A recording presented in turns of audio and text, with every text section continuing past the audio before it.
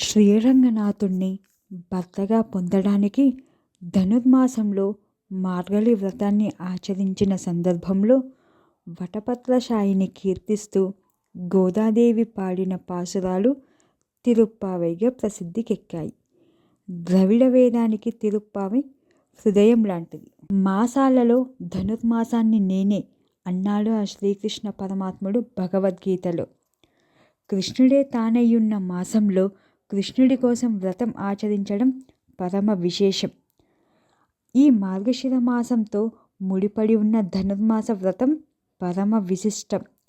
ప్రత్యేకించి తన హృదయాన్ని మాలగా శ్రీకృష్ణుడికి అర్పించి ఆయన కోసం అల్లిన దండలను తాను ధరించి ఆముక్తమాల్యదగా వినుతికెక్కిన గోదాదేవి తిరుప్పావై పాశురాలను వెలయించిన పరమ పవిత్రమే ఈ ధనుర్మాసం. ఆ స్వామిని తన స్వామిగా చేసుకున్న ఆండాళ్ భక్తి ఆ పాశురాల ఆద్యంత రమ్యమైనవి. తిరుప్పావై అనే మాట వినగానే గోదాదేవి కళ్ళ ముందు సాక్షాత్కరిస్తుంది.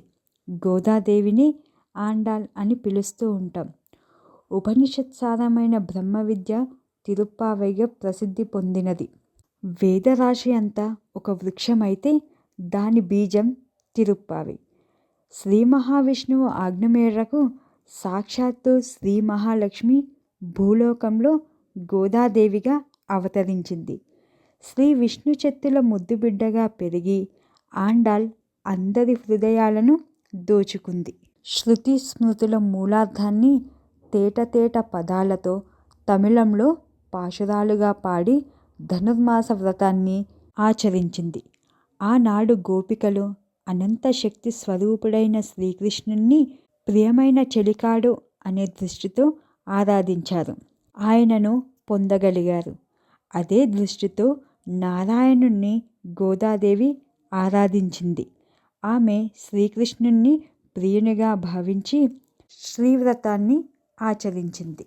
ధనస్సు అంటే ఉపనిషత్ అర్థంలో ప్రణవం, అదే ఓంకారం, అదే పరబ్రహ్మం.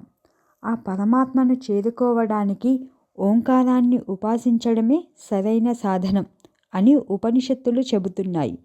ద్వాపరయుగంలో శ్రీకృష్ణుణ్ణి పొందడానికి గోపికలు కాత్యాయని వ్రతాన్ని ఆచరించిన విధానాన్ని తెలుసుకున్న ఆండాళ్ ధనుర్మాస వ్రతాన్ని చేయాలని సంకల్పించింది. ప్రత్యక్ష నారాయణుడు అయిన సూర్యభగవానుడు మార్గశిర మాసంలో ధనురాశిలో ప్రవేశించినప్పటి నుంచి మకర రాశిలో ప్రవేశించే వరకు ఆ 30 రోజులు ధనుర్మాసం. మార్గశీర్షంలో ప్రారంభమైన ఈ మాసం మకర సంక్రాంతి వరకు కొనసాగుతుంది. అందుకే మార్గశీర్ష మాసానికి అంత ప్రాధాన్యం. మార్గం అంటే దారి. భగవంతుణ్ణి పొందడానికి భక్తులకు ఎన్నో మార్గాలు ఉన్నా వాటన్నిటికీ ఇది శీర్షం అంటే చిరస్థానీయమైనది. అందుకే ఈ వ్రతానికి మార్గశీర్ష వ్రతం అని, స్నానవ్రతం అని, శ్రీవ్రతం అని ఇలా ఎన్నో పేర్లు ఉన్నాయి. ఈ వ్రతాన్ని మనమందరము ఆచరించి ఆ గోదా రంగనాయకుల అనుగ్రహాన్ని పొందుదాం. జై శ్రీమన్నారాయణ.